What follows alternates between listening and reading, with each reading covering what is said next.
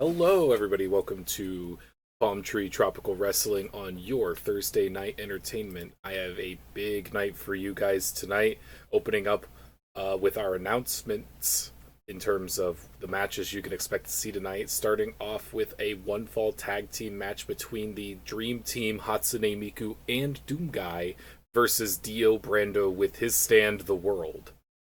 Next up, we would have a title challenge for the title of Queen of England by Starscream against Jeb Bush. After that, we are looking at a one fall exhibition match again between two classic favorites, Mike, the guy that we called last week to get rid of the goblin problem, but he failed, and Doom Guy. Just two grill masters looking to have some fun in the ring. And to close out the night, we will have another title challenge in the Cybertron circuit, with Mike and his best friend, the Sir Paladin, as the Grill Masters themselves, looking to challenge Megatron and Soundwave for the title of Rulers of Cybertron. If they win that match, they will have a title match credit to redeem next week and attempt to take the title of Rulers of Cybertron. Joining me tonight is my dear friend Aki down in the commentator's booth. Let's transition over there. Hello, Aki. You're standing in for Nia this week as our expert on anomalous things. Is that correct? Hold on. I think you are muted. Give me one moment. I don't. If my stream would listen. I think I have the wrong source for you on OBS. Try now. Hello? You are here now, yes. I am here Great. now, all right. But yes, you are correct. Thank you, Palm. It is great to have you here. I'm going to go through the process of setting up our first match. How about you tell the audience a little bit about yourself and what you expect to see tonight? Well, all right. Well, I'm Aki. You might know me, you might not know me. I do things occasionally, and that's really all you gotta know about me. But I'm excited to be here tonight. I really appreciate being invited in place of Nia. I'm really looking forward to some of those matches that we just heard about. Predominantly, Hatsune Miku and Doom Guy going up against Dio Brando and The World. Now, I don't know if I would consider Dio Brando and The World to be a double matchup, but I'll take your word for it on this one. They seem a little like the same person in some conceptual form, but I think when you're going up against somebody like Dio Brando, I think a 2v1 is still pretty balanced in that regard, Yeah, I would agree, actually. But the reason why we have it set up in a tag team format is because actually we have taken the essence of the world and put it into a guy. And they tag out. It's great. You'll get to see it here tonight live. Speaking of live, this next match is scheduled for one fall with a time limit of 45 minutes. We are looking at a great match here tonight, folks. Transitioning down to the ring. Oh, I just realized I am not live in Discord either. Wow, scuff, scuff, scuff. No, it's quite all right. Our first contender is Kozar Dreadmore, the necromancer leader of the skeleton army that haunts our backrooms. You guys have a skeleton army in the backrooms. I did not encounter that on my way in. We do. He rules it. It sucks. And going up against him is Solid Snake. We are tired of all of the shit that Kozar brings to the table, and we thought, alright, we just need to get rid of this guy. So, Solid Snake, go in there and assassinate him. Now, is Solid Snake with his full arsenal? Does he have his grenades and weaponry? Or is he just hand-to-hand unfortunately, combat? all we could give him was his hands, but they are lethal weapons. I was gonna say, he is quite skilled with hand-to-hand combat. Oh. Kozar Dreadmore dominating the first round with a first encounter with a reversal, but Snake into the body toss, second body toss.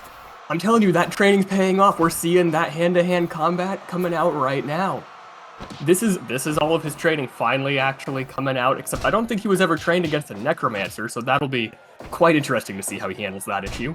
Yeah, but he's beat up a lot of old men before, so I think he has a little bit of edge here. That is a fair point. This is after. This is before Metal Gear Solid 4 Snake. I think this is post Metal Gear Solid 2 Snake. So definitely has beat up some old men. It looks like he might be adding another name to that roster of old men he has beaten. He is absolutely the favorable one in this fight right now. I'm seeing this going very much for him. Oh. Snake has, as we all know, Snake is a dominant force in the ring. Unfortunately, though, he did lose last week to Revolver Ocelot. That's and who is this? Godzilla! Godzilla running in on this fight. Folks, an insane with the steel chair. With the chair. With the steel chair. Who is Godzilla here to help? He is here to help Kozar Dreadmore. Kozar Dreadmore, I guess, having put a spell on Godzilla. He needs all the help he can get right now, though. Snake is absolutely dominating this ring. Just what has gotten into Devil Ref not ejecting this clear violation of the rules? You know, though, I think he's seeing that it's evening the odds. That is true. And as we know, Devil Ref can only judge those with souls. And it would seem that, I guess, Godzilla doesn't have a soul. Will Snake tap out? Oh, and he manages to break out of the submission hold. This went from one-sided in favor of Snake to one-sided definitely not. Definitely not. But and it would seem that Godzilla has served his purpose. Yeah, that'll happen when Godzilla comes into the ring, you know? He never leaves anywhere he fights the same. As we know, Japan has experienced that many times. Snake with the pin! Kozar is able to kick out. I'm surprised that nobody here has gone after that steel chair. That seems like a deadly weapon in the hands of literally anybody.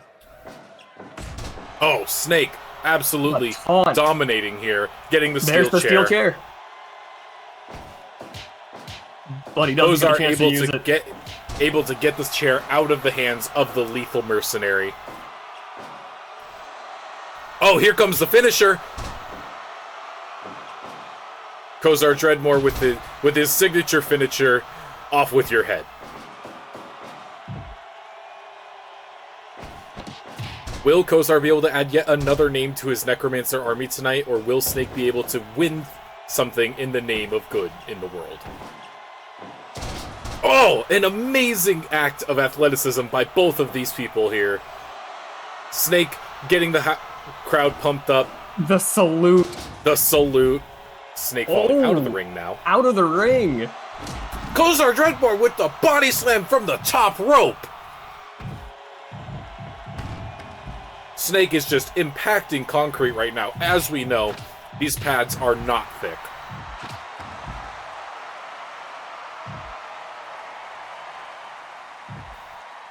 Both of these pristine athletes seem absolutely exhausted outside the ring. Snake with the brutal attacks on Kozar's thighs. Kozar with the backbreaker. This looked so one-sided both ways. Now it's anybody's game. It's truly anyone's game. Kozar trying to throw Snake into the ring, but Snake colliding with the edge of the ring. Oh, Snake, that is not a legal move. Oh, jeez. He like mounted Kozar out there. Oh!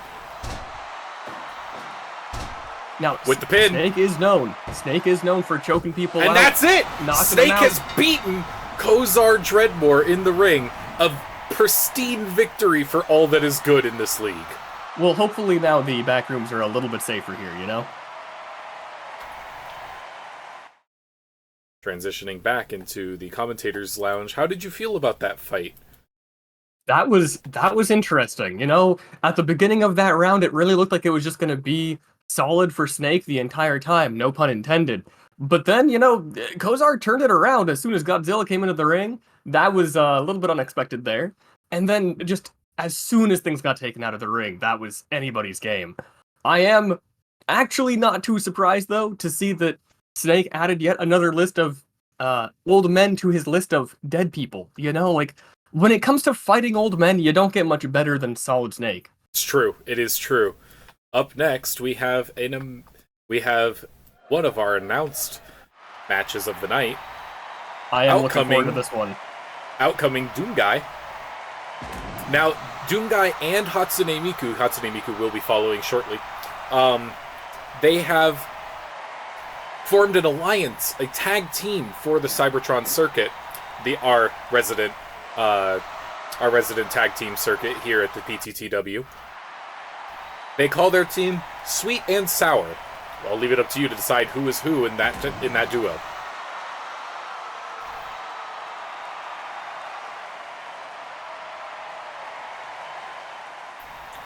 Now, as we learned last time, Nia has actually bankrupted themselves in order to create the technology necessary to bring Hatsune Miku to life.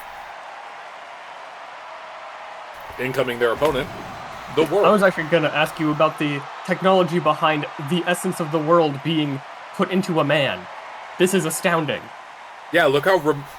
Last time, actually, we saw the world run in on a match that Dio was not present in, meaning that Dio's range for his stand has been extended exponentially.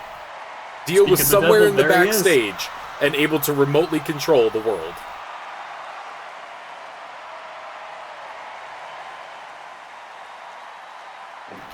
Will the horrible vampire that haunts the Joestars be able to beat a literal demon killer and the Doomguy?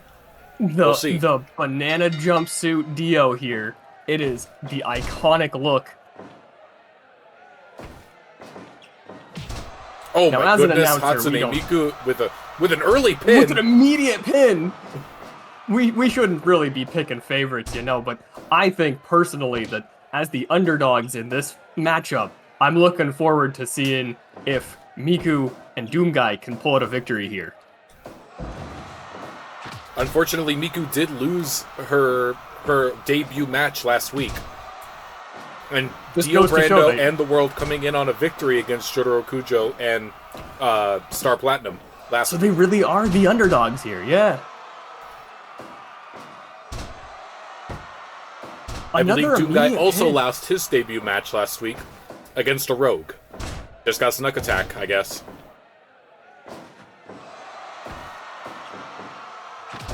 Now, the world is clearly struggling being so far from its stand user here. Dio just not helping. It really just feels like Miku is so pin happy here, Immediately going for pin after pin. Is that going to pay off? That was almost 3. Miku playing a dangerous game, letting them tag out so often, without even so much as looking at her partner, Doomguy. Oh, but here comes Doomguy. Has not been in the ring. Dio can hear that metal music starting, but he is reversing the immediate hit by Miku and Doomguy at an attempt to double team them.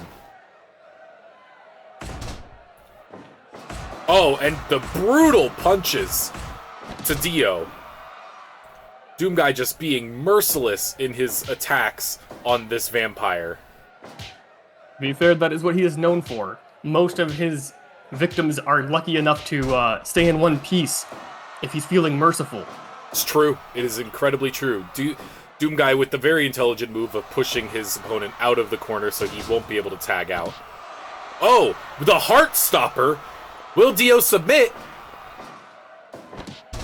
Oh, Dio is able to break out. Only thanks to the world, to be fair. If the world had not come into the ring for that, I don't know how that would have ended. Oh, dropped on his head. Doomguy is lucky he's wearing his armor.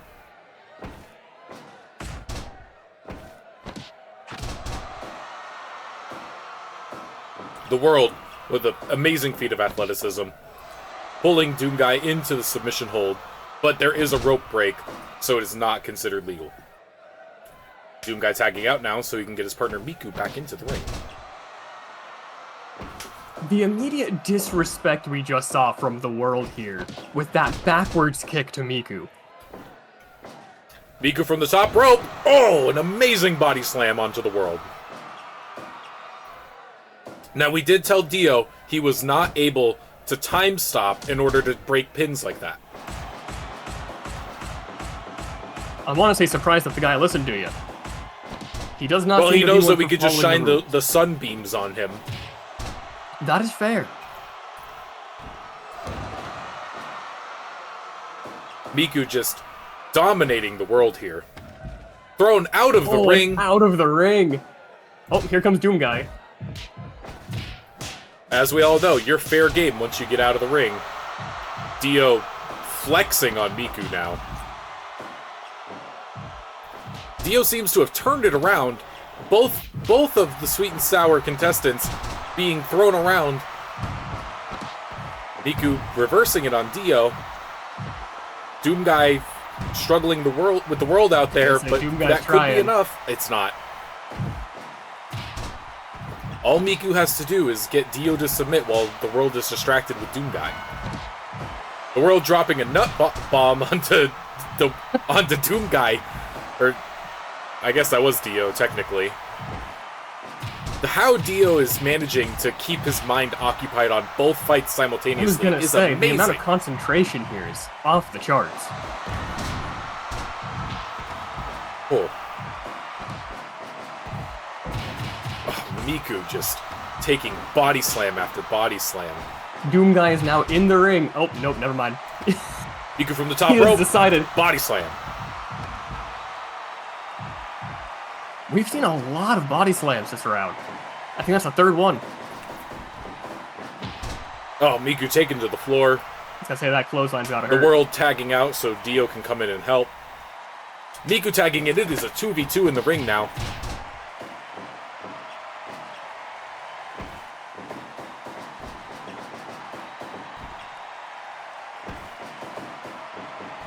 Come on, Doom Guy. Let's see you reverse that. Oh, an amazing feint on Doom Guy's part. Trading blows now to see who has more endurance remaining. Oh, and Doom Guy with a brutal headbutt. From the top rope, here comes Doom Guy. A knee slam directly to Dio's chest. How this man is still standing is beyond me. It's said that Doom Guy can punch with the power of a freight train. My god. This team loves to jump off that top rope. We have seen it maybe 5 or 6 times. Those fist drops are an iconic move on Doom Guy's part. Doom Guy is too exhausted to consider tagging out. But here comes Miku. The tag in. Oh. Brutal uppercut to the stomach.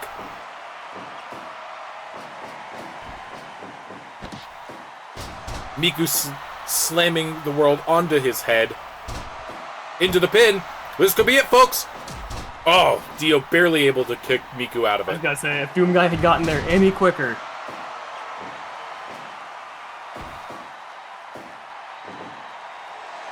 Oh my goodness! That is Miku's finishing move. Miku has been merciless this entire round.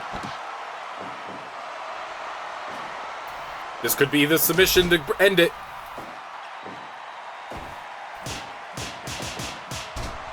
Merciless neck chops by Dio here.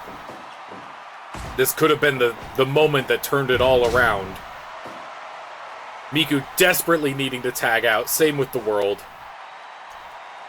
This could be it. These two really have it out for each other right now. Miku, get out of there. The reversal. Oh my god, the reversal. Oh, Miku just not able to remain conscious after that hit. This could be it. She is just taking so much brutality right now. We would love to see a girl boss win here, but can she do it? Oh, Doom Guy coming to her defense. From the top rope, fist slam right to Dio's glutes. Another fist slam. Oh, that was actually a body slam, not a fist slam. A third one, that was a fist slam. Amazing.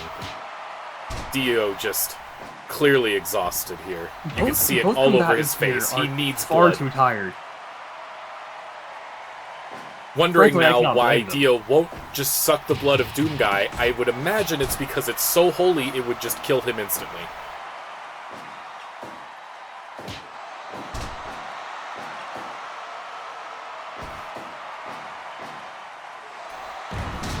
Oh, the brutal slam.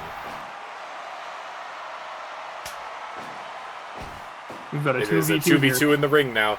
Matches don't usually go this long. We usually see them ending just after the 10-minute mark. To be fair, given the contestants we have in the ring right now, I understand. Trading blows now. Who has more endurance? Oh, Miku! But the world! You thought you had seen it all, but the world with the immediate reversal out of that endurance test. This could be it. All it would take is one good pin on the world's part. Ooh, out of the ring. Miku and Doomguy just too exhausted to keep putting up the full frontal assault that they had been putting up before. I was gonna say, they were going real strong there for a while. All Doomguy needs to do is get one good pin while... Oh, this could be it! The submission! The knockout! No, unfortunate. Oh, Doomguy with the brutal combo on into the guts of the world. As we know, all stand users can feel the damage dealt to their stands, so Dio's taking double damage right now. A collision in the ring. It looks like the world got distracted for a second. To be fair, that's understandable considering Miku is fighting Dio out here fairly strongly. Miku with another finisher. Yeah, exactly. Like, Dio's got to be having some trouble concentrating out here. What? I'm confused as to what position Miku has Dio in to try and get him to submit. Back into the ring here. We've got another 2v2 on our hands. Oh, nope, Dio's out. Okay. As is Miku. Miku's seemingly about to tag out, get Doomguy back in here. Dio tagging out. Proper 2v2 in the ring again.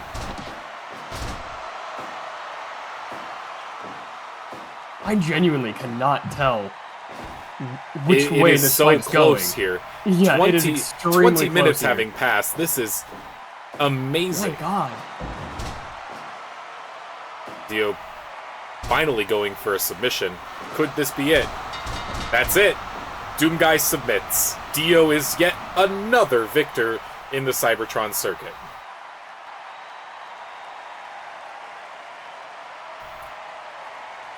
I don't think you're gonna find anybody to top him. Genuinely, Dio's got some energy out there. The stamina of that man. He got beat down repeatedly, he kept getting back up. It is amazing the level of athleticism being an undead vampire can bring to you. That is fair. Up next, we have a match scheduled for one fall with a time limit of 45 minutes. Let's transition back down to the ring. Up first, we have our favorite anomaly here in the PTTW, the ominous floating orb. He does float. You gotta appreciate that he's got ominous in the name. Well, it's hard to tell exactly what he's going to be doing, since he is simply just a floating orb. Versus everybody's favorite wrestler we hired on out of retirement from the WWE, Fred Ottman, the Shockmaster.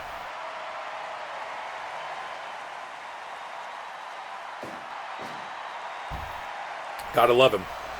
From his famous debut in the WWE, he was a fan favorite from the very beginning. Will he do his famous move of falling through drywall and losing his iconic mask and revealing his secret identity during his debut once again?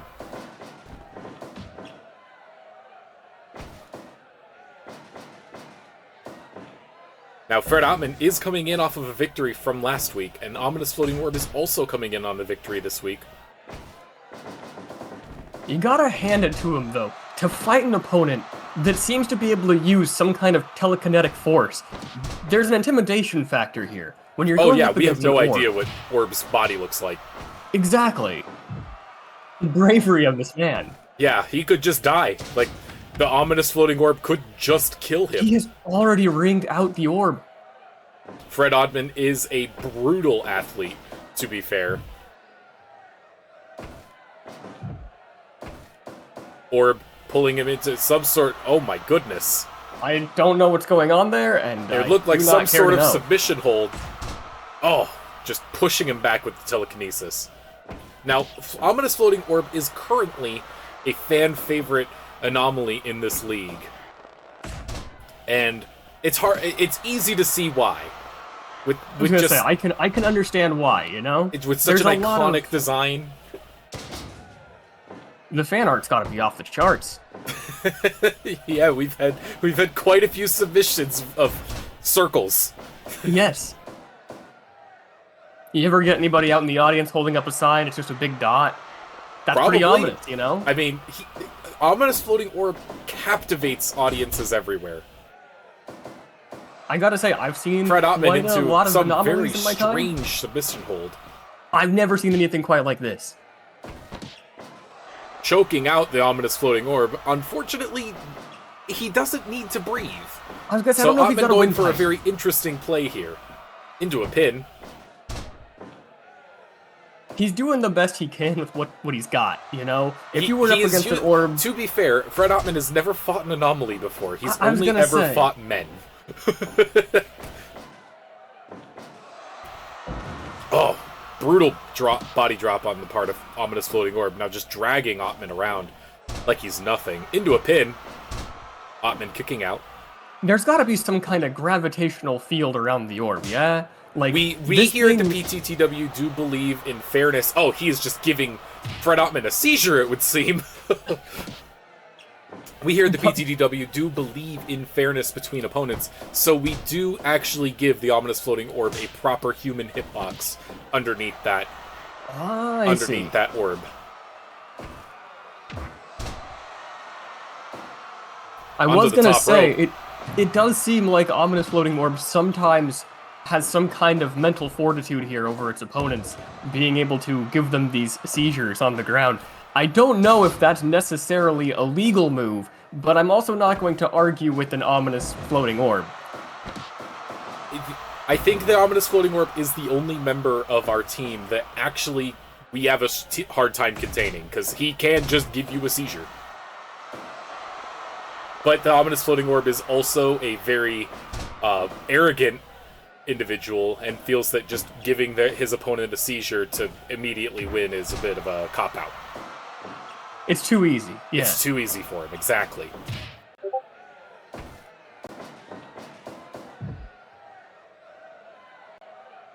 The Ominous Floating Orb seemingly taking a break in the corner here while Fred Ottman sets him up for a very interesting move where he punches nothing but still does damage. Orb just struggling to keep afloat here. Literally. Oh, the head slam into Ottman's core. So is the orb both the body and the head, do you think?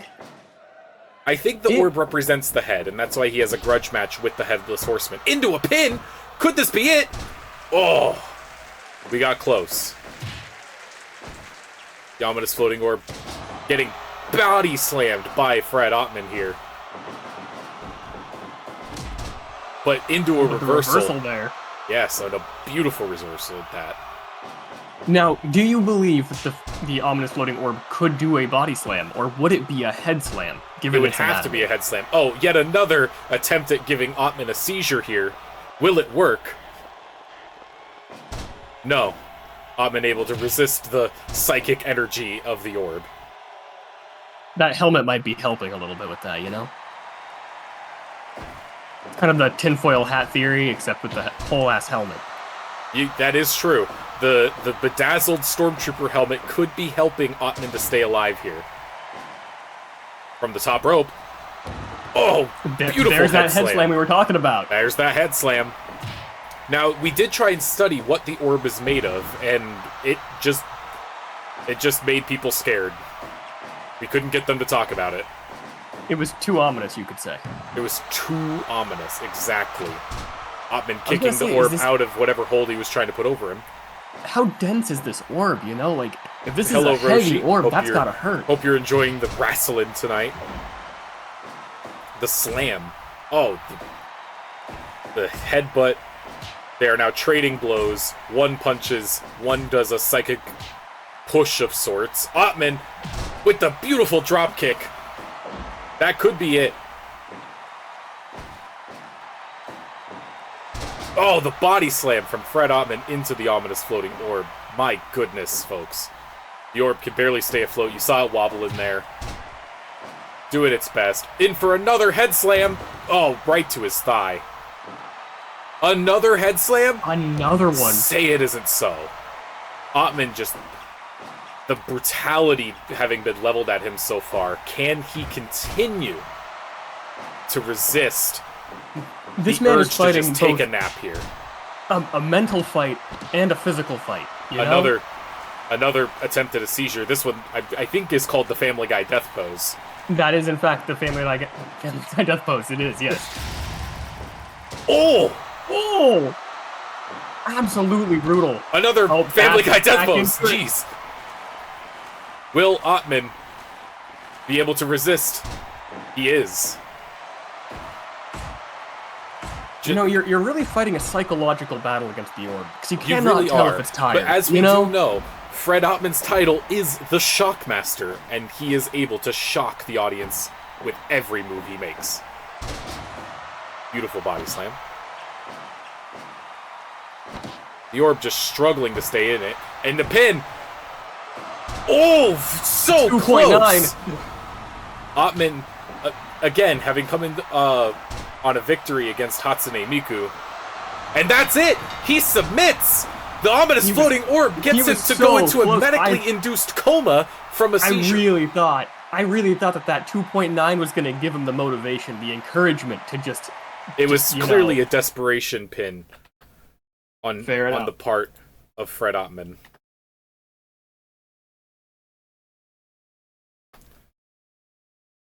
Man, after this last couple matches, all I can think about is floating orb versus Dio. That would be a match. We'd have to get a tag team together for the floating orb, but we can move into our next match, which is scheduled for one fall,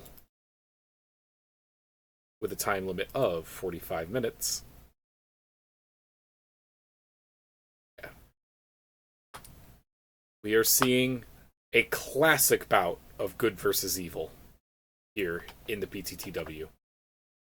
Going down to ringside, we have a fan favorite here, and coming in on a victory last week, we have Revolver Ocelot. I do assume that you've had to take away his guns for this. We did. He does still do the whole 12 shots thing, but it doesn't really make sense. Gotcha. There it is. Shalashasta coming in hot on a loss last week and an attempted corruption by Kozar Dreadmore. It is the resident paladin of the PTTW. We don't really know his name. He's just Sir Paladin to us. But he is a lawful good boy. He is a lawful good boy.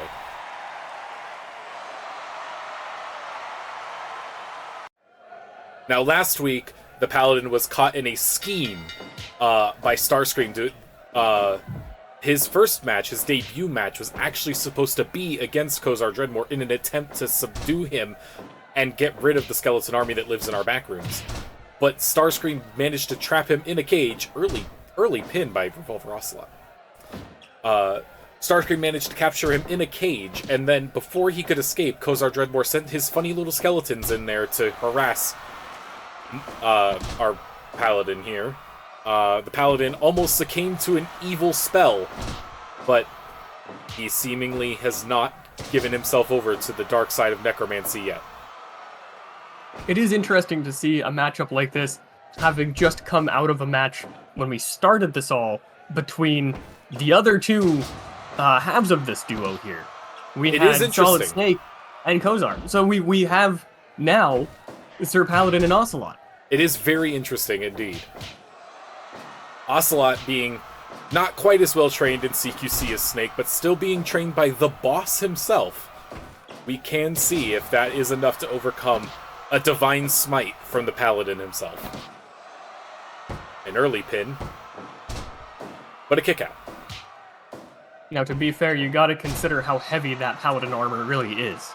And the fact that our Paladin here is able to just throw it around like nothing shows the true Exactly. strength he Exactly. has. And that's gotta hurt, you know? If he's up on that top rope coming down on you, Oh, that's... at least 80 pounds of pure metal just I was dropping gonna say. directly on you. Yeah. Easily just an additional 80 pounds of weight falling on you. Oh! There it is, 12 shots, even though it doesn't make sense. The crowd does love it. Hey, the finger guns are all he's got right now. He's gonna use them. It's true. Oh, trading blows now to see who has the higher endurance. And it is Revolver Ocelot by a hair. I'm gonna say very much like a barely victory there, but it is a victory nevertheless. Exactly. Now, Ocelot being as old as he is, it is surprising that he's able to stand up to a man literally powered by the gods. But, I mean, when you're trained by Big Boss himself, I mean, there's not 12 shots, once again. He's gonna have to do it 12 times. It's true. He will have to do it 12 times. That's the law. I think that's in his contract, right? It's in his contract, yeah. And then if he doesn't do it 12 times before the end of the match, he just goes backstage and does it like the remaining number of times really quickly. And like the animations interrupt themselves even. Kozar into a brutal body drop on... Well, I guess that would be more... Yeah, that is a body drop. Into a submission hold.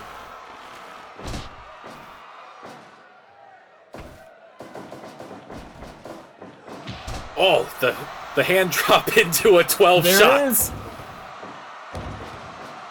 is. Revolver Ocelot just brutalizing the Paladin out here. I was gonna say, Ocelot is absolutely dominating the ring right now. Into the chokehold. Will the Paladin be able to break his way out of this chokehold? And he is. Oh, the elbow drop. Into a second elbow drop. Right on his head. That does not seem legal. That could cause some serious trauma when you're dealing with something like, 80 pounds of metal right to the back of the skull. Well, the devil ref would call him on it, but he's afraid of being divine smited. That's actually really fair, all things considered. The healthcare here's got to be great, though, It must be. I mean, we put them in these funny little tanks, and they just feel better by the next time they need a fight. It's great. You got a spare one of those tanks back there you could stick me in? That sounds fantastic. It costs quite a bit of money. You got to participate in the fights. Gotcha. Yep. Yeah. The one submersion in that tank bankrupts Nia by another $1 billion. It's great. I wasn't aware that Nia was in so much debt. I think by the end of the last the last PTTW stream, we had determined that Nia was in $12 billion of debt. Oh well, if you hit that much, what's a little more, right? Yeah, exactly. Yeah, we're just piling it on until Nia has to declare bankruptcy. And then once Nia declares bankruptcy, we just move on to whoever else is signed our commentator's contract. By the way, we will need your banking information. Oh, that's totally fine. I was going to volunteer that. Don't worry. After what I've seen here tonight, I understand that there is a future in this. This is going to make bank. 2.9, that was nearly it. Oh my goodness, and just barely past the 10-minute mark. Has not even attempted to make a comeback here. Shala Shaska just... a couple good shows, but otherwise the it's all been backbreaker in by Ocelot's Sir favor. Paladin. Oh, you hate to be that guy. Is this the comeback, though? Is this where he turns it around? Interesting enough, neither have gone for a weapon. Revolver Ocelot likely out of pride, and Sir Paladin likely out of honor. An amazing bout of CQC by Revolver Ocelot here. This could be it, folks. That is it. Evil wins once again. We are truly in the PTTW dark era. Interestingly enough, this is a reversal of what we saw in round 1.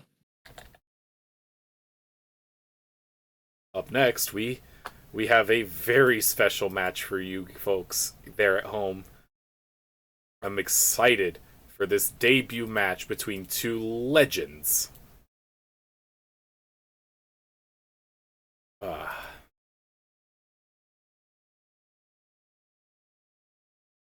I admit I am very excited about this matchup.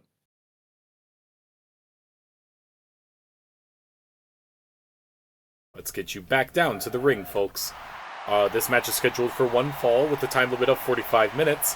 This is a grudge match between, you know him, you love him, he's your favorite Boston Basher, the Scout from TF2. He is representing Blue Team tonight as he is our first entry. He does represent Red Team if he's the secondary entry. Followed up by his gaming rival, everybody's favorite, I guess, lesbian.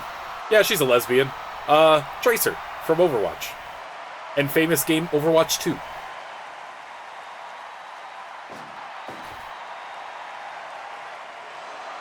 Both of these speedsters are going to be going head-to-head here, right now, at the PTTW.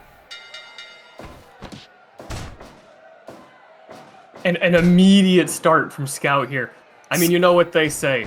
He hurts people. He That's does. his whole thing. That's his whole thing. I wonder if he'll be going for his famous bat under the ring. I'm sure he planted it. Tracer just moving so athletically around him, it's like she's not even there. I was going to say, both of these are very, very fast athletes. They have both, spec fully into their speed. Though I do feel like there's almost something supernatural about Tracer's speed. It is fair to say, though, that Scout might be using some Brutal kind elbow of... drop into Tracer's head twice now. He's probably just trying to disorient her enough so that he could... My goodness, Scout. Now, has Scout had any bonk? I was going to bring this up earlier, but I was going to say, he has some kind of performance enhancement in the form of bonk energy drink. I don't know if he drank a bonk or a Criticola before going into the ring tonight.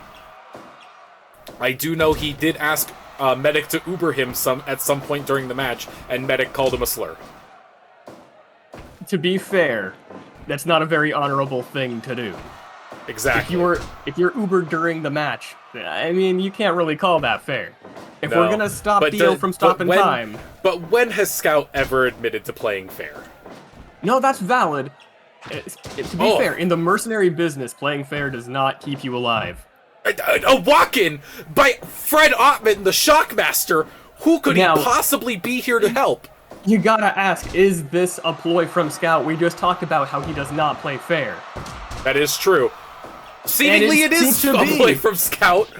My goodness, he just does not play fair. Tracer barely holding in there.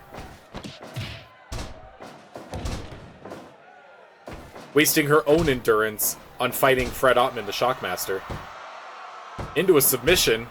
That was a very interesting submission or pin by Scout here.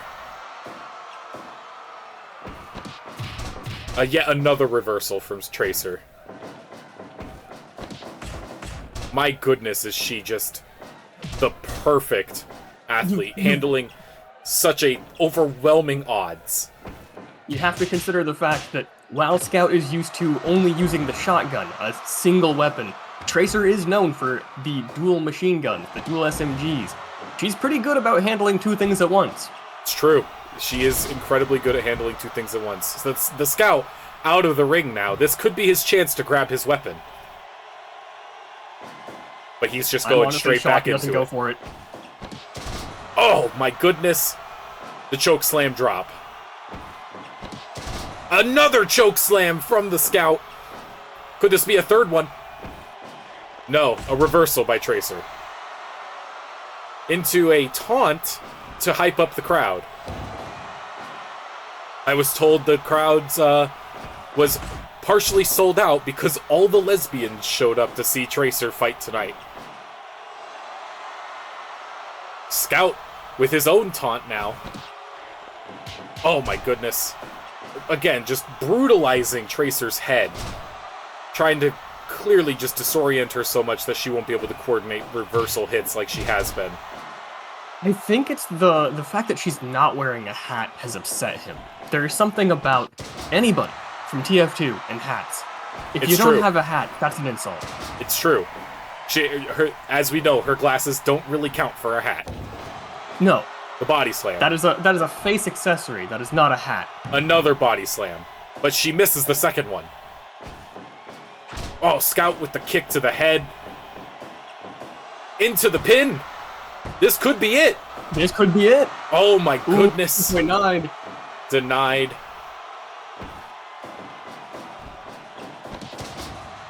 Oh. The taunt, the gestures, the raw Bostonian energy from this man. Actually, he's not Bostonian. Very confident for somebody who has been out of the ring twice now. However, he is known for his arrogance. He is known for his arrogance. He hurts people. It's what he does. He hurts people. That's his whole thing. That's his whole Grass thing. grows, birds fly, and brother, he hurts people. Oh, amazing combination from Tracer. Into a choke slam. That's the thing. Into Tracer a is so taunt. agile. Tracer just thinking she has it all wrapped up now. This could be it. That's it. That is it. Overwatch has won. Listen, Scout might hurt people, but Tracer is a hero. It's true. And a lesbian. And a lesbian. As we all know, lesbians are the most powerful breed.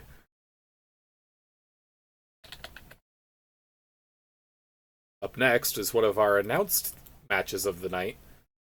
This is a title challenge by Starscream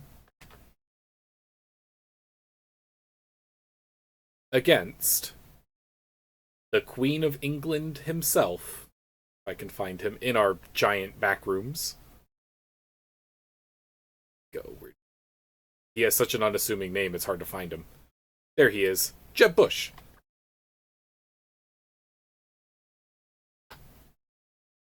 Transitioning back down to ringside. Coming out, the Scourge of Cybertron himself, the Scourge of the Skies. Starscream.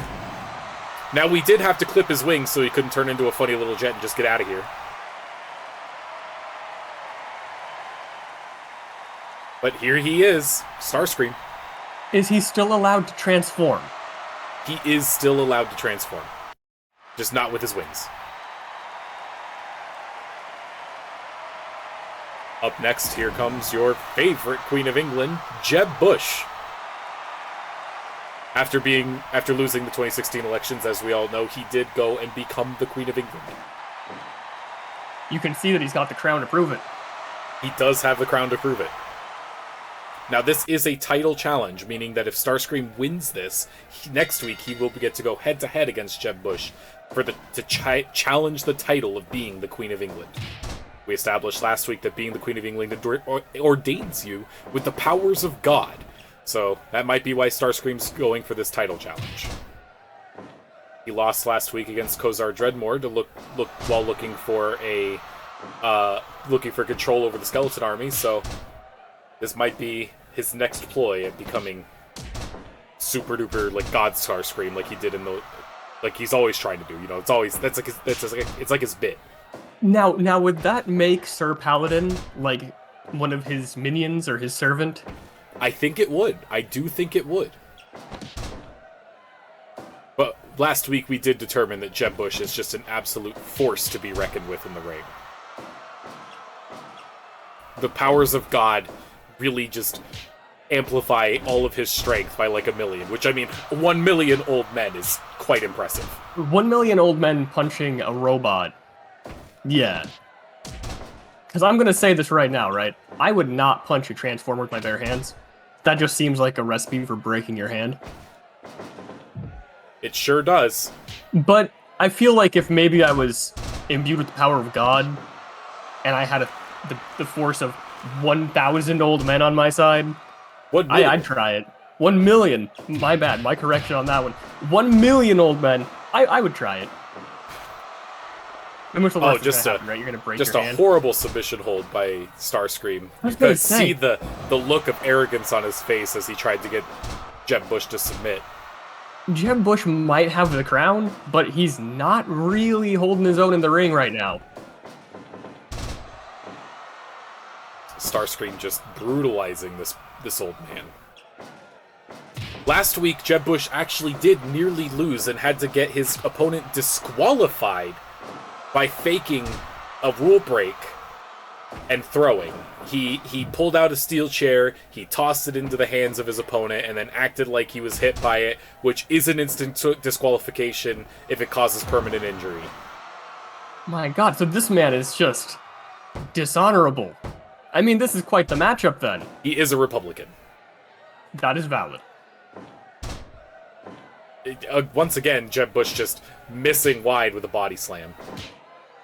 With a tackle. You gotta understand, he was wearing his glasses to this match, and there is no way that those lenses are holding up right now. Those are his magic god glasses. Are they now? Yeah. I was not informed of this. Okay. Yeah, his magic god glasses that never break even when a transformer hits him. Starscream with the fire breath. I thought we took the flamethrower out of his throat. Fascinating. Well, when you're fighting a old man imbued with the power of God and a million old men, you kind of have to pull out all the stops. It's true. Jeb Bush breaking out of the submission hold. Starscream getting slapped across the face by Jeb Bush. Now, we do have a prediction that the reason why Starscream is so desperate to get some sort of game-changing level of power is because last week, when he pulled a scheme to try and become the Lord Necromancer of the Skeleton Army that lives in our backrooms, Megatron at the last moment actually changed his tag team partner into Soundwave because he was tired of Starscream's shit. This might be a ploy by Starscream to try and get back into Megatron's good graces. If he has the power of God, he could just overthrow him entirely. That is actually more likely what he wants to do with the power, but we can never know, because Starscream's such a conniving little bastard. I was gonna say, that's if he even thinks about that, though, you know? It's true. We will have to interview him after the match and see just what's going on in his head. Do you think there's anything going on in that head? Ploys for power, definitely. Yeah? Perhaps? Oh, I think he just sees the crown. He just wants it. You he know? likes shiny things. That's valid. He could just like shiny things. Oh, he wants that power. Slam. The crown represents the power, and does. right now it is unfortunately upon Jeb Bush's head.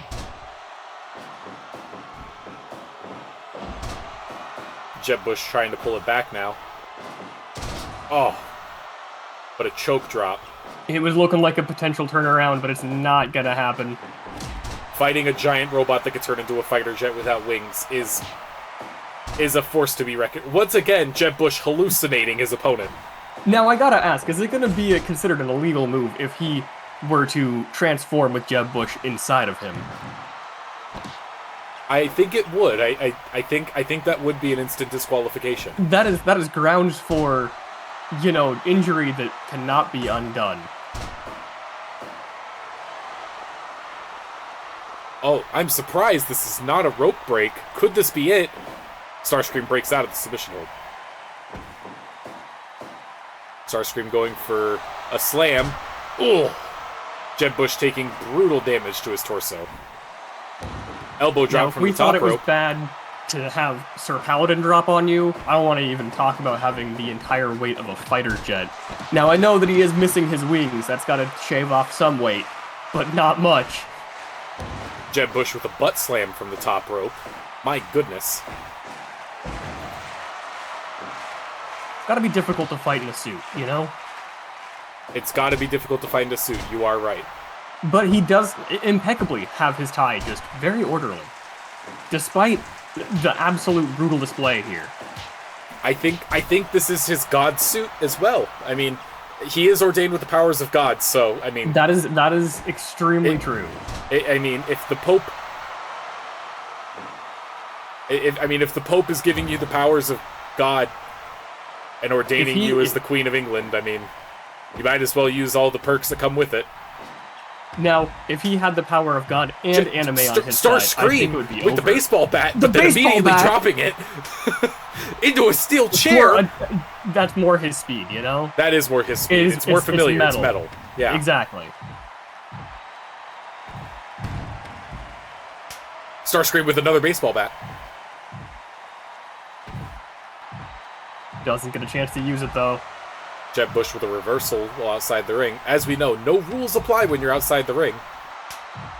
Another bat. Another Starscream bat. just getting so many weapons out of this ring.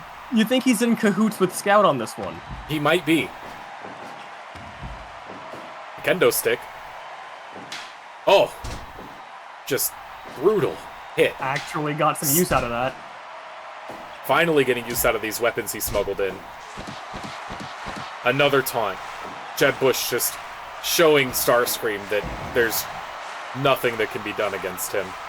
That the power of God is enough to take down a Transformer. He just doesn't care. Those hits into a pin. This could be it. Jeb Bush defending his title of Queen of England honorably this time.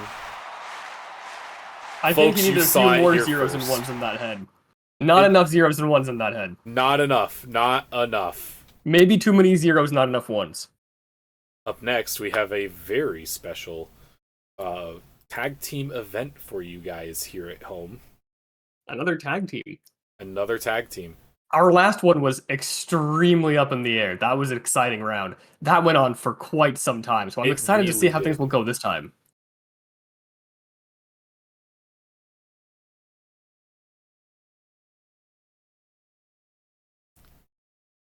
We know that we've had a problem backstage for a while now. So let's go down to the ring where we're going to have our favorite tag team duo coming in on a loss, unfortunately, but we have Jotaro Kujo with Star Platinum. An amazing duo. Once again, instructed not to stop time. I assume this is the same technology we used for the world? It is a very similar technology that we used for the world, yes. Look at our good boy here coming down to the ring. Jotaro Kujo from hit TV anime series JoJo's Bizarre Adventure Part 3 Stardust Crusaders. Oh, what? Star Platinum looking thick as fuck in the background there. Going against Kozar Dreadmore's Skeleton Army. That's probably why I didn't run into them in the back rooms. They were all prepping for the match.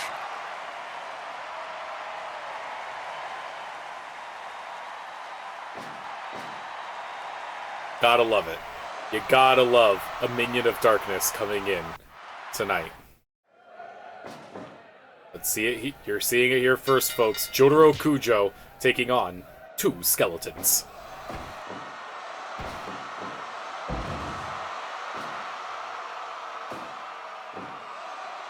Now, these skeletons are bred from the best wrestlers of old.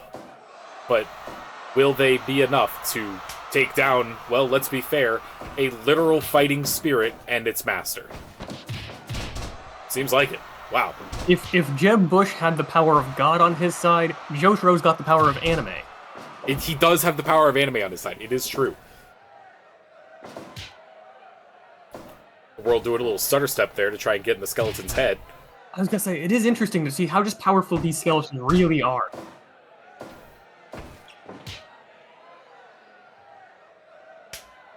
It could be, however, the Joestars are known for being quite clever, quite smart. He might just be sizing up his opponent, trying to figure him out. He really could be. Oh, Star Platinum with a brutal punch.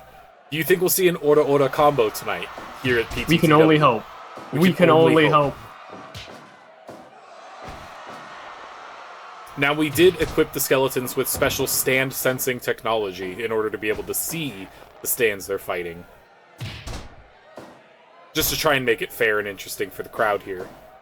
Do the skeletons have eyes? Or do they see using some kind of dark magic? We can ask Kozar Dreadmore in the back. Jotaro Kujo just letting his stand get bodied. Tagging in, though.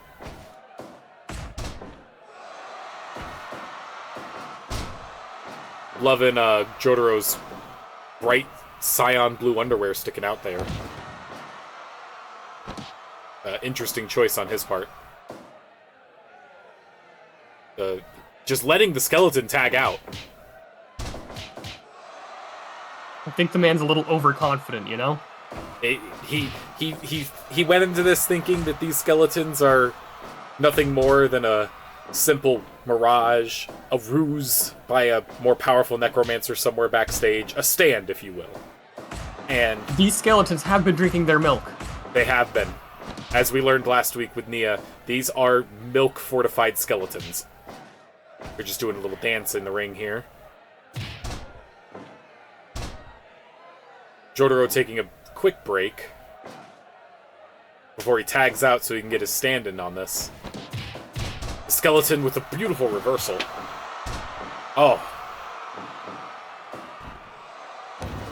You hate to see such a brutal display here. I thought you were going for a third. It's surprising that none of their bones have broken yet. They're just that milk fortified, I guess. I was gonna say, it is like you say, they have been, you know, milk fortified.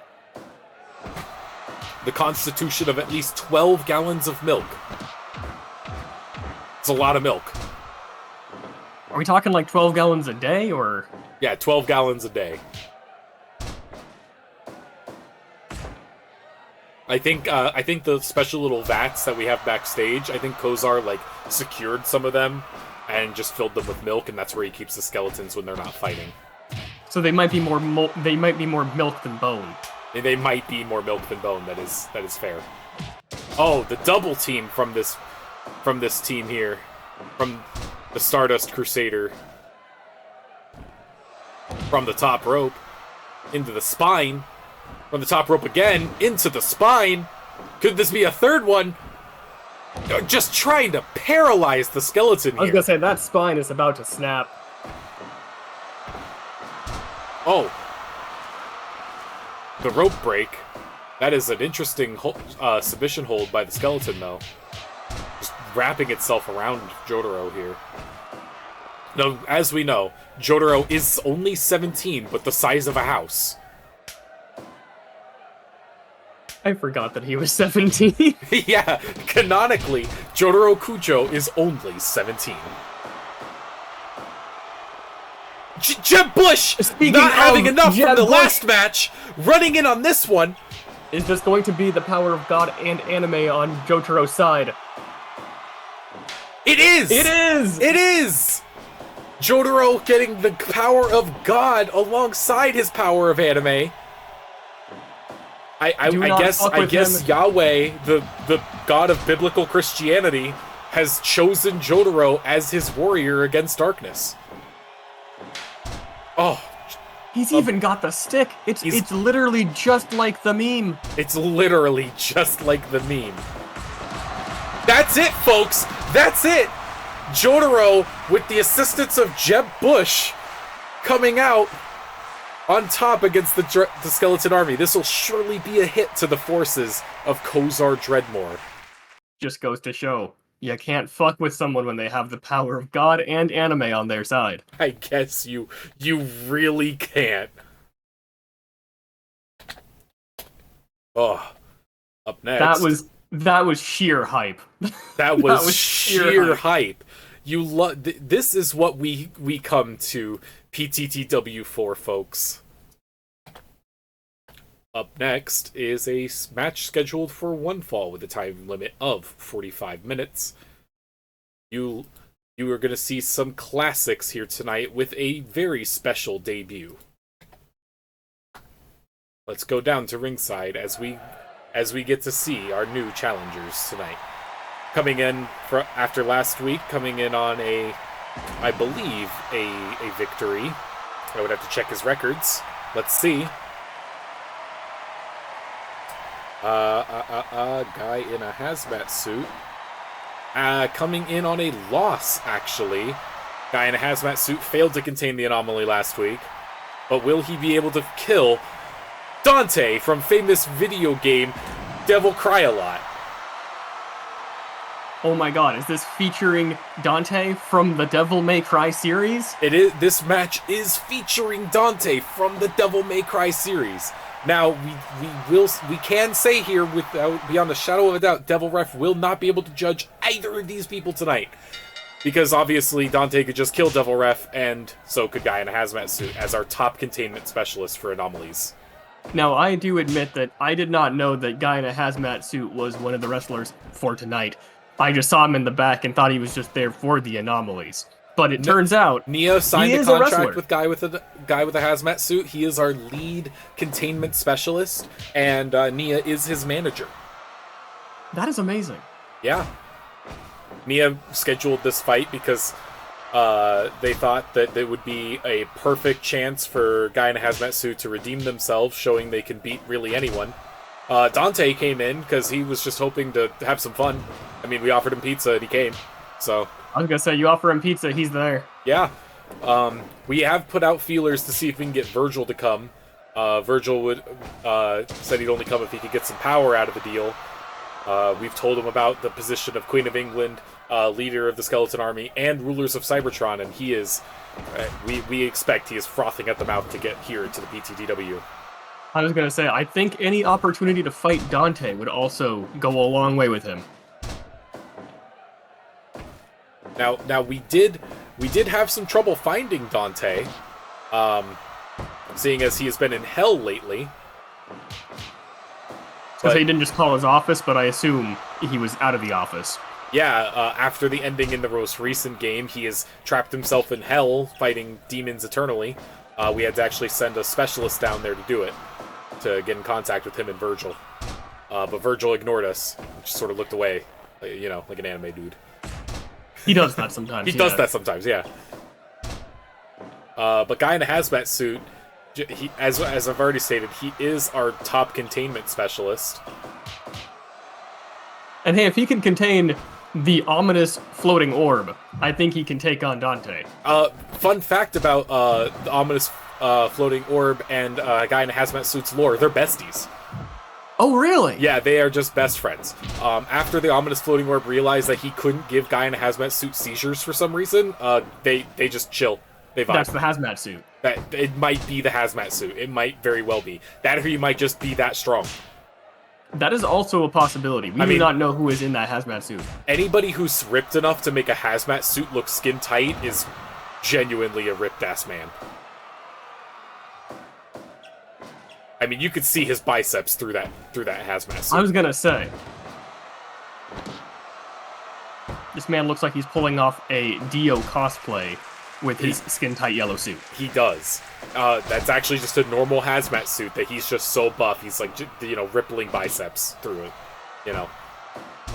That's a pretty strong hazmat suit to not, you know, rip and tear. Well, they're supposed to be strong enough to not rip and tear when you're in a hazardous environment.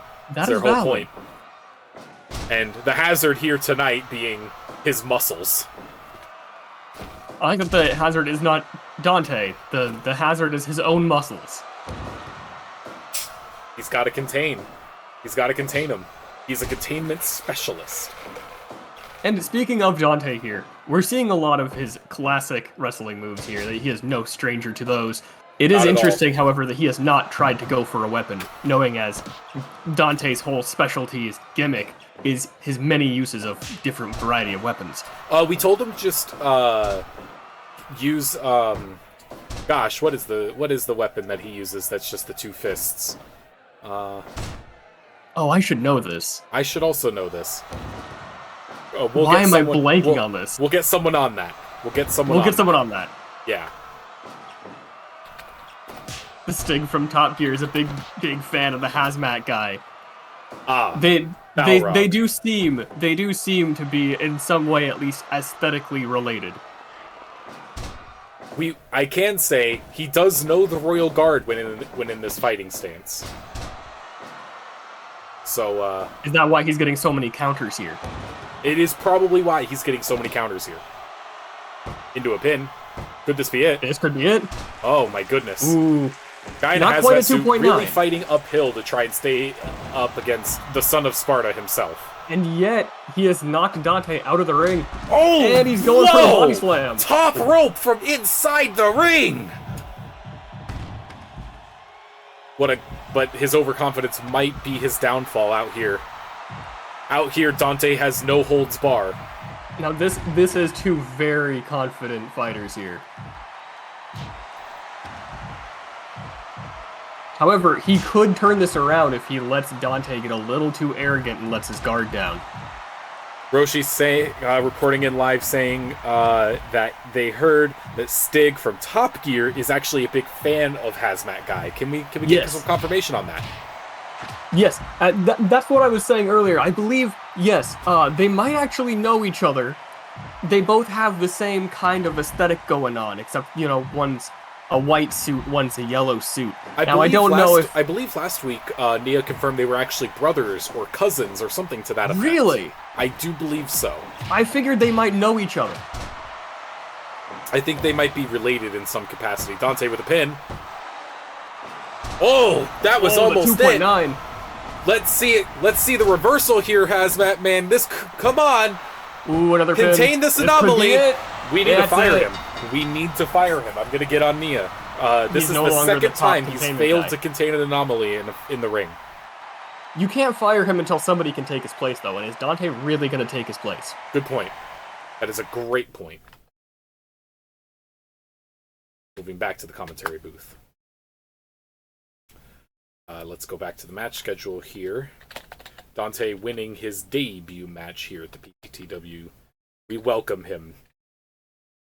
Up next, we have two brutal, evil men. Just absolutely embodying everything that makes the world evil and bad and evil. And perhaps bad. Yeah, probably bad as well. Let's move back down to the ring. Evil? This match is scheduled for one fall with a time limit of 45 minutes. Coming in on a victory last week, my dear Moon and Star, it is Dagoth. You know, he's a god. How can you kill a god? I made that joke last week and it still didn't land. Do you believe that Jotaro and Jeb could take him down, though? With Maybe. The power of God and anime on their side. It's possible. But can he stand up against the man, the bastard himself, the terror of science, Man Raptor? Now, is this a Veloster Pasture situation here, where he just got caught mid-transformation? No, actually, this was just a horrible act of science. Just the worst thing ever. You know, a man with the head of a raptor because there is no god, I guess. You just said there was a god. He's fighting him, in fact. It's true, but like in the colloquialism, there is no god. Ah, yes, of course. Yeah.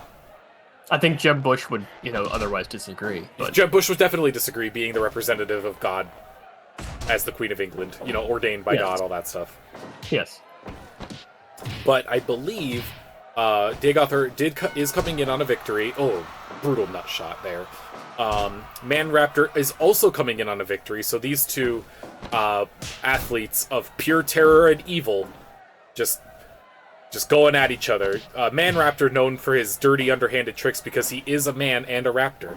Dagoth known for being, well, basically the Antichrist of all of the Dark Elves of Elder Scrolls. So, it's really anyone's game here. Now, is this Raptor Man, Man Raptor, is he allowed to bite people? He does have a few biting moves. He's clearly executing one right now. I guess that answers my question. Yeah, some of his submission holds involve biting and gnawing on the enemy. So I believe his finisher does involve just smashing into their face with his brutal razor-sharp teeth.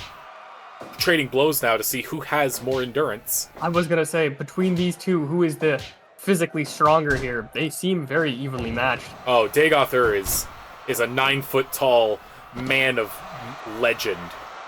That is true, but you also have to consider that's a Raptor Man. That is a Raptor Man. You got a point. You got a point. I have to say. Like, Jesus Christ, that's a guy with a raptor head. That is an extremely ripped man with a raptor head. Yeah, before becoming the Man Raptor was actually a I believe, a murderer. I believe this was just some evil scientist doing some fucked up stuff with a guy that was on death row. Did he do this to himself or not? So I guess he is technically a victim of the science. Oh, he is definitely a victim of science, but he loves it. Yeah. Well, is he really a victim then? I feel like he's victim just in the sense that he didn't consent to it, but I mean, like, yeah, just amazing on Jagother's part getting out of this. Yeah, Man Raptor was made by someone, and he's now in our anomaly core because, well, I mean, he's a guy with a raptor head. I mean, I don't know how you categorize that. I don't know if that's OSHA approved. Definitely not OSHA approved. He just keeps taunting. Know about the crowd absolutely hates Man Raptor. I feel like that's a fair, judgment. I would be afraid that he'd just jump into the crowd and start eating people. Sometimes the raptor instincts do take over and he gets a little silly. Oh, the head drop. I believe Man Raptor is jealous of Jagother's amazing mask. The golden mask. Man Raptor cannot wear a mask, given his raptor head. That's true. That's probably what's making him so jealous. Just more... The bow! More booing from the audience, because they just absolutely despise this abomination of science. But who do you really root for in this matchup? Jagother succumbing to the submission hold. I'm telling you, that's a man with a raptor head. I don't gotta say anything else. You don't. What else is there to say? Anything else? And he just keeps going. He just keeps going. He didn't even stop to take his victory. He just kept going. I don't think he was in that for the match. He was just in that for blood. I think he really had to. He had to be. He really just had to be. All right, up next, one of our scheduled matches for announced earlier tonight. We have a very special lineup of two just pinnacles of masculinity. This match is scheduled for one fall with a time limit of 45 minutes. You love him, or you hate him, it's Mike. Oh shit, is that Mike? It's Mike! There he is. We all have to change our pronouns, because we can never be him.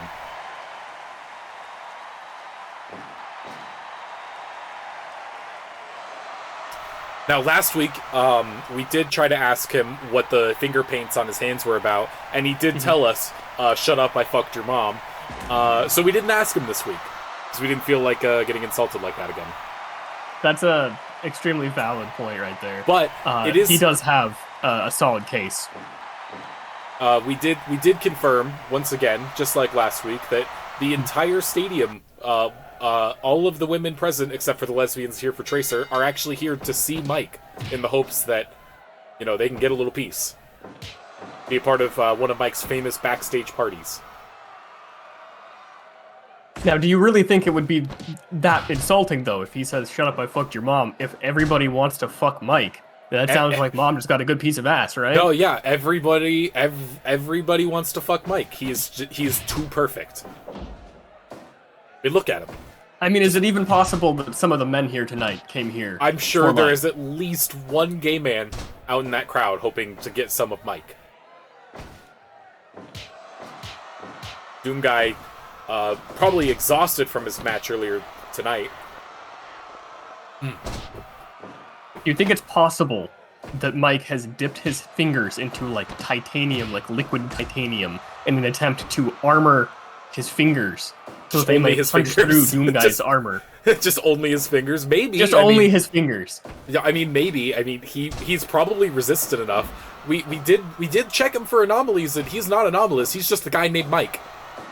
He's just a guy named Mike. He is just a guy. Look at that man. Look at that backbreaker. He's just a guy named Mike.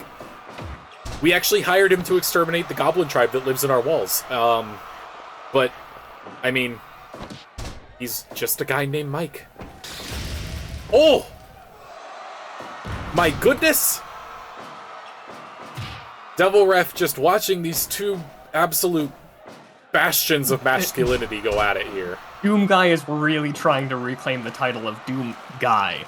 Because Yeah. if Mike is just a guy, I mean, you got Doom Guy versus just a guy. There should be a clear victor there, but not when it's Mike. Doom Guy might have to change his pronouns if he can't beat the he. If he cannot beat Otherwise, him, he's gonna be Doom Person. he'll be Doom Person. Which, I mean, the non-binary community would accept Doom Guy in a Oh, of heartbeat. course, yes. Yeah. Gladly. Gladly. But I mean, forced But does he want that? non-binaryification. I don't know if Doom Guy's down for that. Well, he would be a he/they, right? Because he could never be Amazing him. combination. No, he would probably be a they/him because he could. He would actually be a he/they because he could never be him. That's Right, true. exactly. Yeah, Yeah. it's true. Oh, the backbreaker. Oh, There is just something about the white t-shirt and jeans combo that is iconic Mike. yeah. Mike finds a way to make that fashion never fall out of line. It's the fact that it's Mike. He was on the cover of Mike Weekly this week. I know, I saw some cosplayers outside. This is his 576th consecutive week of being on the cover of Mike Weekly. That's actually that's an amazing streak, you know? That's like 10 years. That's like 10 and a half years of being on the cover. Nearly And the ending it 2.9 at 6 minutes.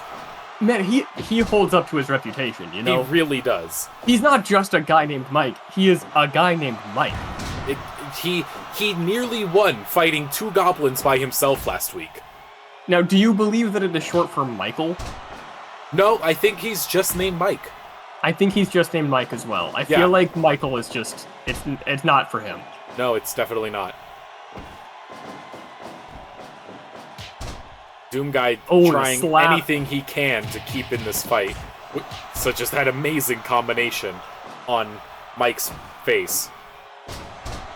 Mike showing no signs of damage, though. They're just tiring each other out. I think Doom Guy is going for the hits to the face because he's trying desperately, right, to mess up something, trying to get to that ego, right? Yeah, exactly. If he can make the nose a little crooked or break some teeth, maybe he can get into Mike's head, get into that. What is this? What is this? The slam into the pin. Could this be it? Oh my goodness, folks! Mike nearly with the flex. Oh, the flex. I think panties are soaked tonight. Doom Guy is giving it all he's got. And I gotta say that now because soon I'm not gonna be able to say all he's got. I know. Doom Guy is just. Your pronouns are on the line, Doom Guy. We're all rooting for Doom Guy here at home. Will he be able to pull it out? Mike on the floor. Doom Guy with the taunt into the finisher. Will this be it, folks? Come on, Doom Guy. Let's go for it. Into the head combo. That is it, folks! That is it! Mike knocked unconscious by Doom Guy! Mike has been dethroned as the most masculine man in the PTTW. All of those Mike cosplayers are going to be real upset right now. You hate to see it for fans at home of Mike. Specifically of Mike. Yeah. I mean, fans of Doom Guy, I mean, we're very happy for you. They're so hyped right now. They're hyped. They're jumping out of their seats with joy. I know we're not supposed to pick favorites, but even I'm a little excited to see Mike be put in his place. Me too, definitely. I think Doom Guy was the person I was rooting for in that fight. Up next, we have a match scheduled for one fall with a time limit of 45 minutes. This next fight is actually sort of a grudge match. It's more of a defense of the home. We have everyone's favorite bastard, Goro Majima. It's my man! It is your man. We actually, I believe you were Goro's manager last I checked, coming in on a loss. That must be pretty hard on your side of the ring. I'm very much okay with this because I know that Majima's mostly just here for the fun of this. You know, for him, fighting is life. He loves it. But tonight, he is actually defending his home of Tokyo against Godzilla, the king of monsters. Listen, I don't know if I'm that confident in my man Majima here. We did see what Godzilla was capable of earlier. Will the However, Mad Dog be able to take down the King of Monsters? Not looking good with an early miss on a flying kick. we do have to, give him some credit here, though, right? Majima is known for fighting Kiryu. And what is Kiryu if not a dragon? Now, Kiryu is a dragon. Godzilla, pretty much a dragon, right? This true. is what Majima is good at right here. Fighting dragons. He's all about it. Now, he is working with a bit of a disadvantage. He's got that eye patch, so that depth perception's a little off. You can see it in his kicks, he's still got to practice a little bit. It's true. But he's just getting warmed up. You know how he is with his fighting style, all that breakdancing. That is a great point. Now, do you know what fighting style he's actually using right now tonight? Is it Breaker Majima? Is it Slugger? Now, considering he has not whipped out the baseball bat, I'm pretty sure he is electing to go with Breaker. I have advised him, hey, maybe go for Slugger. It's pretty good, Yeah. Got that range to it. Course. But, he's not all about that. He's just here to have a good time. He wants to kind of be beaten up and then beat up, That's how he is. He likes totally that back and forth. It is a healthy back and forth. Now, I do understand going into this match, Majima said he would only defend Tokyo from Godzilla if we agreed that if he won, we would recruit Kiryu to the fight, to the ring. Now, that is going to be kind of difficult to do, but it is absolutely a promise that would get Majima fired up and fighting his hardest. I don't know if you're going to be able to pull Kiryu into this, but I feel like as long as we just say something along the lines of like, oh, it's for the Tojo family clan, Yeah, of course. He's a big sucker for that. Or just say it's about the orphanage, Just threaten his orphanage. Yeah. That always works. Give him information to lead to whoever's been kidnapped this time so he can save Exactly. them. Yeah, exactly. Actually, we could argue that we've kidnapped Majima. We could argue we kidnapped Majima. Like, again, last week Majima, during his debut fight, did confirm he was only here in case Kiryu showed up. That seems about correct. I mean, I did tell the guy, like, hey, do you want to come wrestle? He was already on board, but then I told him Kiryu's gonna be there. So, hopefully he doesn't get too mad at me about that. We will see what we can do about finding... a lie. We'll see what we could do about finding Kiryu in whatever prison system he might be in right now. Now, it might look like you have to, because Majima's really giving it his all out here. He is. Godzilla just can't keep up. He is quite flexible with this breaker style. He is really good at dancing, actually. I don't know if you know this, but Majima is everybody's idol. Well, he was the leader of a cabaret club, wasn't he? The manager? Oh, of course, yeah. Yeah. Now, does that cabaret club help funnel into the PTCW here, or are those finances separate? Oh! Where do you think I'm getting my money? Fair enough. Godzilla with the claws to Majima's face, trying to blind him in his other eye. Oh, it's so close. That's very close. At the 6-minute mark of all places, it is Now, I don't know. I do not know if Godzilla's going to be able to turn this around. That's a 2.9 from Majima. 6 minutes is an amazing... Last week, when Majima lost his debut fight, actually, it was also a 6-minute match. And you can see this right here. This man does not care typically about winning or losing so much as he cares about having a good fight. True, but tonight it is a defense of Tokyo. It is. Not only is it defense of Tokyo, but you promised him Kiryu if he won, and that is something he's not going to, take lightly. It's true.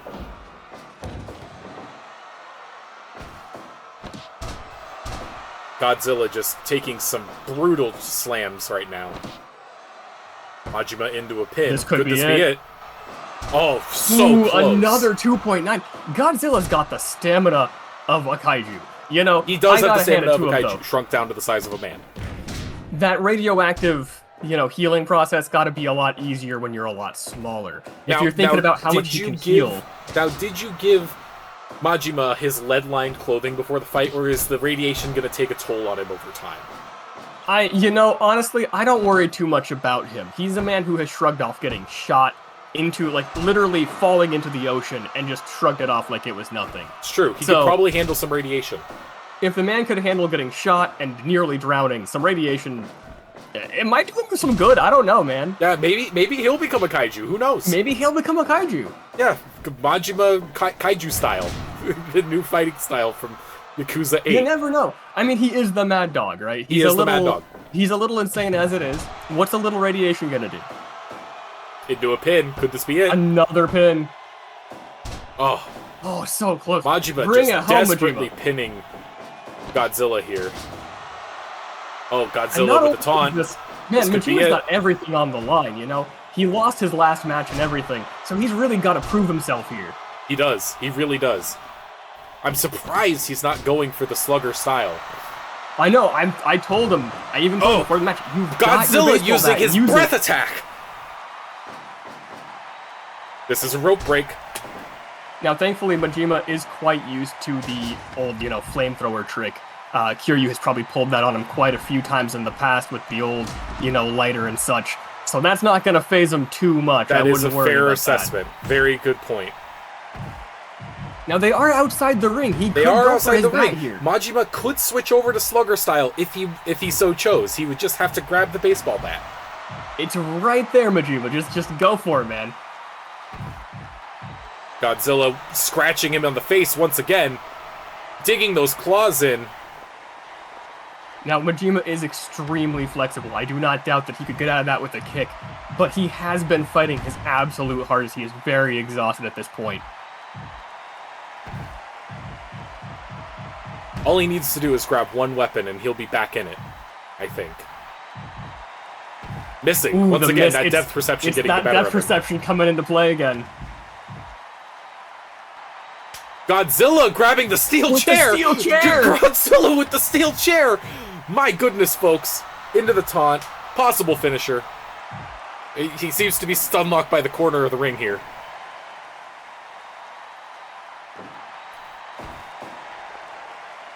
Now, does Majima's slugger style apply to any weapon he holds, or specifically baseball bats? I do believe that it's specific to the baseball bat, but I don't know. He could change other weapons. Oh, that is unfortunate.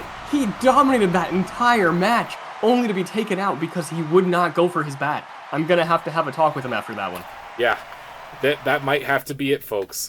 That's it for Japan. Japan's dead now. Japan is gone. Japan has been wiped off the map. Yeah, the Godzilla's on his way there right now. I'm sorry for anyone at home. Our next match is scheduled for one fall.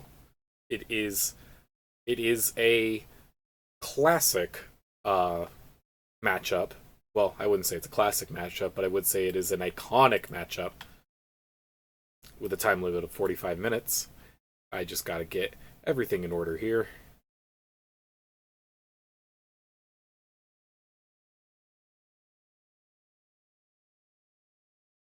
Now, this is a very iconic fight. Two just brutal anomalies from our back room. It is the Headless Horseman. He's actually coming in on a loss this week, upset that he was not able to take down his arch nemesis, the ominous floating orb. Is it possible that the ominous floating orb is his head? That is what we theorize is the reason why the Headless Horseman hates him so much. But can he face off against the Goblin tribe and become their new Goblin King? You see, if you are able to beat the Goblin tribe, they actually just crown you the king. That's how I believe it works in Goblin cultures. It is how it works in Goblin culture. You are the king. Yeah, you win, you are the king. So, can the Headless Horseman beat two goblins at the same time? They're chief warriors. Now, last week, Mike lost to these two warriors, and then we paid them a bunch of gold because they robbed us. Like, it wasn't consensual. They just came backstage with a knife. Did you pay them or did they steal it? No, they stole. No, they came backstage with a knife, and they were like, we beat up your exterminator, give us money. It is interesting to me that Mike could not handle a 1v2 situation, you know, being a guy named Mike. You know? I mean, unfortunately, they just overpowered him. He got too confident. He kept standing the one of the goblins back up. I mean, you could see the mistakes that his ego made him make. I am noticing that with a lot of our fighters tonight, it does come down to a lot of arrogance. I think we saw that in Dante's encounter. We saw that with, you know, Hazmat, where a lot of it came down to arrogance. We saw that with Majima not wanting to go for the slugger style. Yeah. You know? And I think we might see that even here. The arrogance can get to you, that it can end up being what costs you the fight. Now, Mohawk Goblin actually was the one to get the pin last week and beat up Mike. I have noticed that this is extremely in favor of the goblins so far, and I'm wondering if we're going to see that return of arrogance here. If these goblins are going to feel very sure of themselves, especially after their victory last week, especially against a guy named Mike. I mean, come on, that's Mike. No, that is what, second loss for Mike now, right? It is unfortunately a second loss for Mike, and we might have to reevaluate his status as the most fuckable man in the PTTW. Does that, if the goblins win twice, does that make them the most fuckable? No, you see, the thing is you have to have sex appeal and be a consistent winner. The goblins don't have sex appeal. Some might argue, some of our viewers at home might argue that the goblins have sex appeal. Me personally, look at the one on the corner of the ring over there. He's in only a Speedo. With that position of his hand face. there oh my also goodness, that face. Rather suggestive. This man is holding his crotch. It's true. Will the Headless Horseman submit here? No, he's able to break out. We've had quite a few pins by only the almost 5 minute mark. It is true. Another submission hold. You know, goblins are notorious for that. They are notorious for getting you in a submission hold and just not letting go. Just wringing you out. Looking for gold. I mean, that's what they're doing. They're padding your pockets for gold.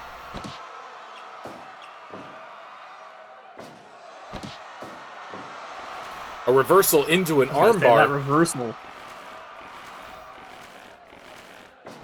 Now, to give credit where credit is due, it is extremely one-sided so far, but it is a 1v2. It is a 1v2. And these goblins are known for their fighting expertise. That's all they do. That's all they do. They live in our walls and they fight each other. And they ambush our staff, which is why we're consistently trying to exterminate them. They only want gold and blood. Oh, beautiful kick out.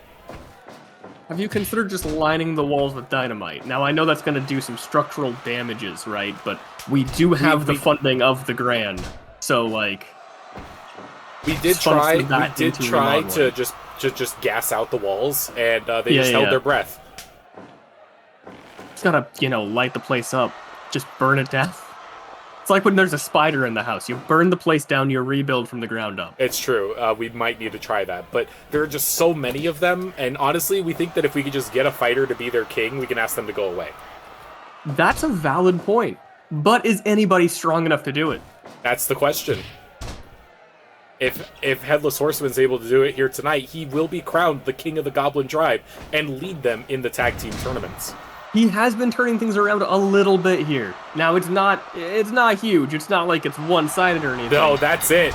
Submission hold on the part of the Goblin tribe. My goodness. Just when you thought there could be a turnaround. Just when you thought there could be a turnaround. Nope.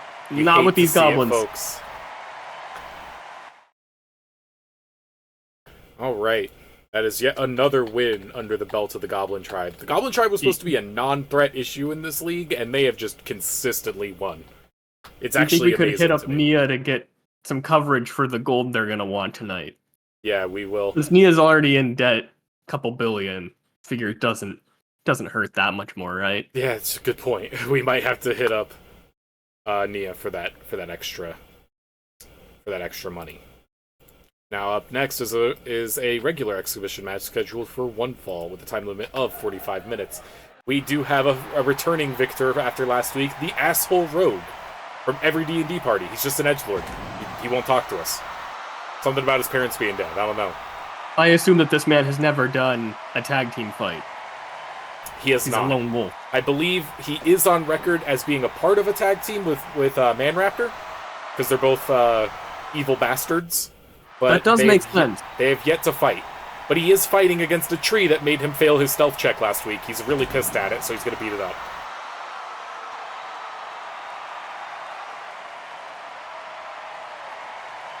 I'm sorry, that's just a tree. That is just a tree.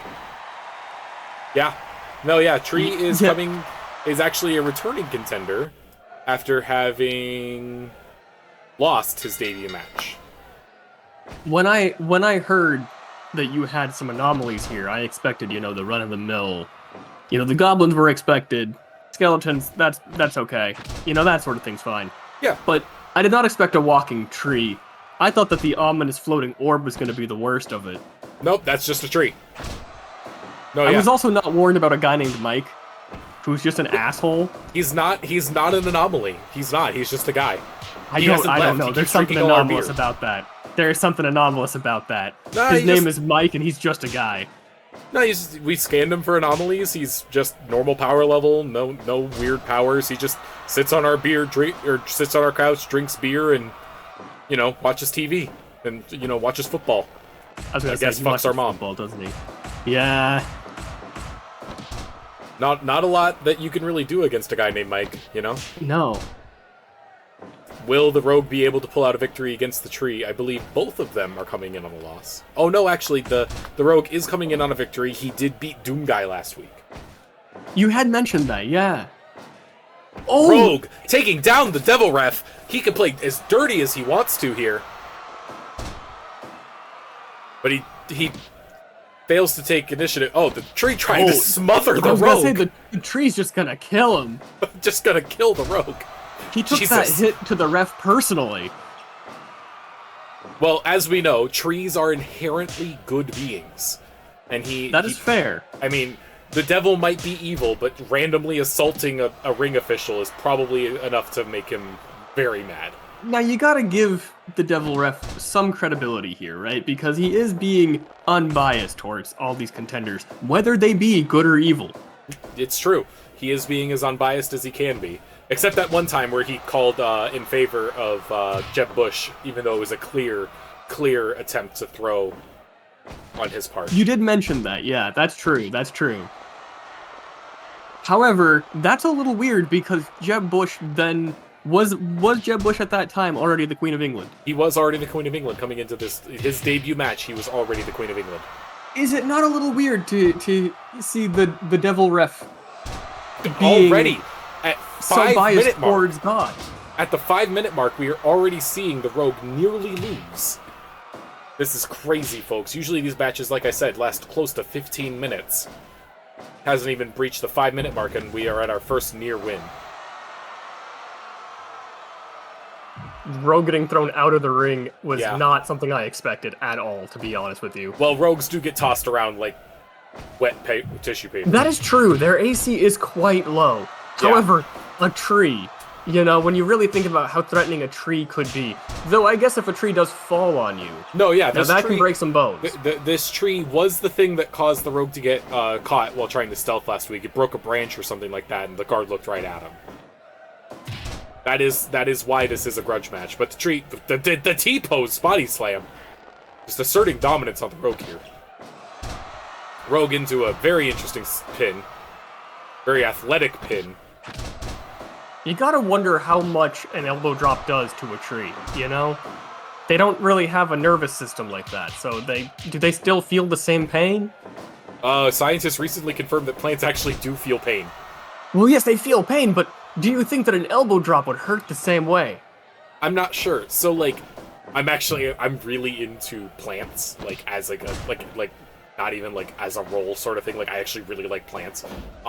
It has been confirmed that not only do plants feel pain, they emit frequencies and distress signals. Yeah, have you heard about the office test that they did?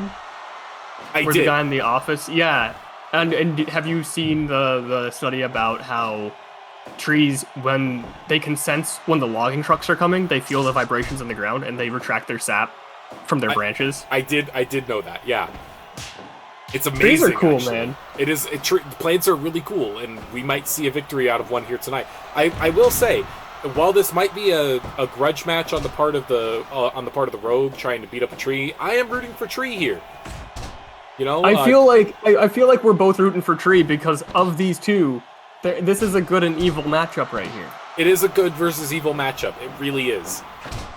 But is it really But it's not world-ending evil. This rogue just wants to steal some money and avenge his dead parents.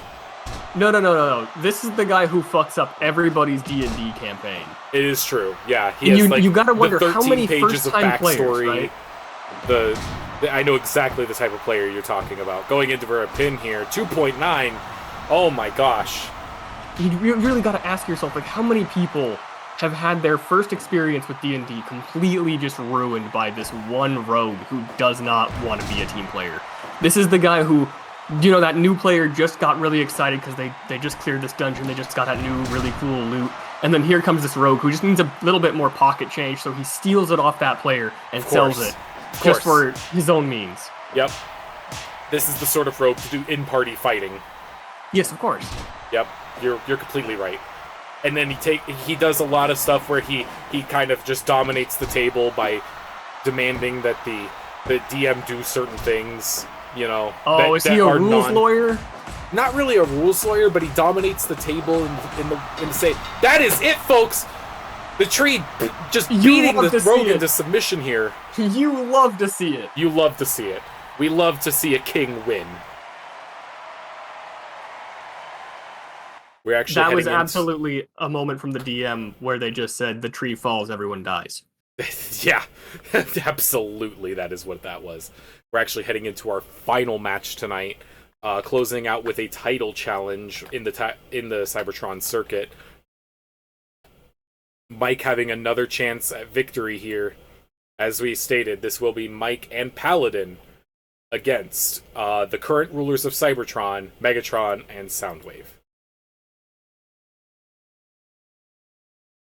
Now, actually, I feel like mixing this up a little bit. Oh? I feel like mixing this up a little bit for the fans at home. We're actually going to turn this into a cage match. Now, the rules of a cage match are simple. There is no pins. There is no really anything like that. When you are in a cage match, your only goal is to get both members of the team outside of the cage in order to win. I am curious to see how this goes on account of the fact that it is just a guy named Mike, but he has lost his 2 previous matches. Now, I can't be too hard on anybody for losing their last 2 matches, because I know that Majima has also lost his last 2 matches, but, I'm not here as a manager of a guy named Mike, so I don't care about a guy named Mike. That's a great point. Whether this man wins or loses is not my business. Alright, folks, let's transfer back down to the ring. We are set up, we have the cage lowered. Let's see what happens. Now, in a match like this, there is no tagging in and out. It's all 2v2, and whichever team fully escapes first is the winner. Now, I believe...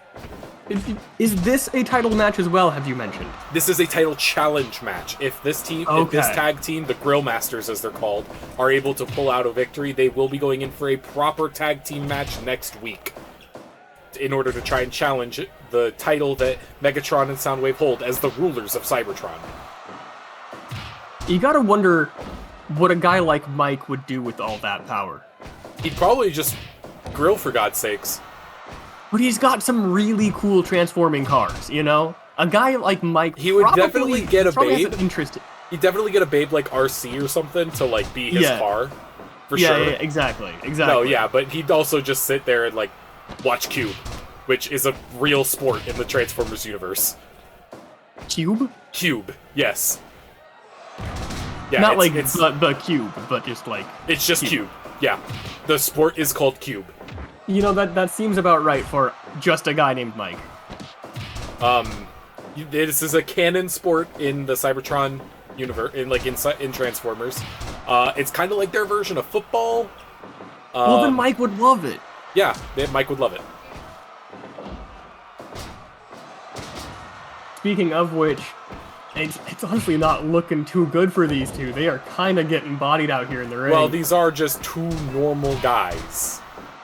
That is fair. Now, our Paladin out here, he does have, the power of the gods on his side, but the gods are being represented by Jeb Bush right now, so... No, true, yeah.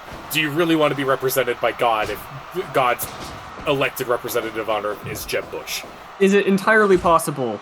Now, I'm not gonna say too much here, because I don't want to make any accusations of Sir Paladin here, but is it entirely possible that perhaps he is a leftist and is not too happy. Maybe he's lost his powers as God has chosen a Republican. It's possible. It's definitely possible. I do think Sir Paladin does hold quite a view of the greater good for all. So I think he would have some issues with the centralization of wealth at the very top. Right, He'd probably take issues with capitalism. So I could see that. Maybe if we get a better representative for God as the Queen of England, he might be able to, you know, pull something out.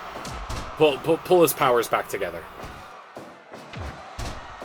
Who knows? Maybe he'll become the Queen of England. I was gonna say, maybe his faith is wavering, but maybe he'll be able to become the Queen of England and bring it back. We can only hope.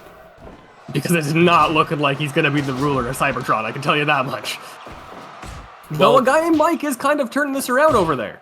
Mike with those titanium fingers. Yes. Those are the only weapons he needs.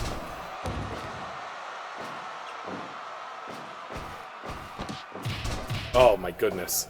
You really do gotta wonder what is going on in their heads fighting two actual sentient robots. Now to be fair, the Paladin here is basically, I mean, he's not quite a transformer, no. Oh, they merged together. He is more metal than man, you know? He is quite a bit of metal on that man. Megatron going for some sort of submission hold to wear down the Paladin. Just giving him a hug, you know? Yeah, but Mike going for a backbreaker on Soundwave, which is an interesting choice, seeing as, you know, he doesn't have a spine to break. I was gonna say, but I don't think Mike knows that, you know? I don't think Mike really knows the anatomy of a transformer. It's fair. Mike is just bodying Soundwave right now, though. I'm thinking Mike may have had some beers backstage. He just doesn't feel the pain. He's just drunk. No. I mean, I could get behind that. Because this man just keeps getting knocked down and getting right back up. Yeah, he really does. I'm surprised neither team has actually gone for the attempted escape yet. You know, if you think they're just trying to wear each other out first? I think one is waiting for the other to take the opportunity, because if even one contestant gets out of the ring, it immediately becomes a 2v1. That's a fair point. Yeah, if Megatron were to escape right now, Soundwave would more than likely get bodied by two individuals, and then they'd both climb out at the same time. Backbreaker from Mike. My goodness, he just loves to drop Soundwave that's over his signature move right now. It is his signature move, which, I mean, to be fair, breaking someone's back is a pretty good move to know. That seems like a classic Mike maneuver. Mike dragging Soundwave's face on the ropes, just a disrespectful display. Those ropes can't smell good. Can Transformers smell? Yes, they can. That is also a canon fact. They do have olfactoral senses in some canons. It really does depend on the continuity, like most things. I like just hanging him upside down and walking away. Here, yeah, it's just another one of those disrespectful displays. I think really right now they're just trying to get in the head of this tag team duo, the current rulers of Cybertron. That's got to be difficult because, as we established earlier, they've just got some ones and zeros up there. So they do have some ones and zeros up there. That is true. It is just binary code. That is fair. But they are also sentient and the rulers of an entire planet. You know, if I was Mike or Paladin here, I would be using their own arrogance against them. Now, if we know one thing about Decepticons, it's that they are very quick to stab each other in the back. Mike with the repeated foot slam into Megatron's stomach. Again, with just hanging this poor guy upside down from the ring. If this man had blood in his body, it would be rushing to his head. I think this team has really started to turn it around. Mike going for the climb out. Mike's trying it. Mike's going for it. Soundwave trying to shake him off. Could this be it, folks? Oh, he doesn't make it. Soundwave going for it. Soundwave and Megatron. This is it. This is it. If Sir Paladin can't shake them off, that's it. They've won. I mean, it's just... It's over. It's over, yeah. They just couldn't make it in time. An unfortunate display. And it was just as you said. As soon as one tried to get out, it became just a situation where Sir Paladin was on the ground, couldn't do a damn thing about it, and then was just a little too late getting up. That concludes our scheduled programming for tonight, folks. Megatron and Soundwave able to defend their title against being challenged next week. I was gonna say a lot of the title matches were all defensive wins. They were all defensive wins. That is true. Again, none of these tonight were attempts to dethrone the individuals. It was That just is attempts fair. to get a ticket to challenge that seat. It was an amazing time tonight, folks. I've really enjoyed having you here. It, Thank you it for having me. it really is just always a special thing. Next week, I'm actually planning a full sized tournament bracket that I'd love to have some more commentators here for. So, Aki, if you know anybody who would love to sit at the table, that would be great. We were actually going to be going for a title bracket, fight versus fight versus fight, all the way down a narrowing path until it's two qualifying champions to go for who is the official anomaly of the PTTW. I will definitely be tuning in for that. That sounds exciting. Yeah, I would love to have you back here in the commentators booth. Hopefully, we can get. Nia has already confirmed that Nia will be able to be here next week, so we could be seeing a proper, you know, a proper living up to, I guess, of a full commentary board while we go through this bracket. Again, it will be a proper bracket going down the line one at a time, match versus match, until we have everybody having been eliminated until at the very end. I mean, I gotta hand it to you. This was an absolute riot tonight. I would be happy to come back and do this again I'd be whenever happy. you need me. I'd be happy to have you here, Aki, again. That will conclude our programming for tonight. Thank you for joining me.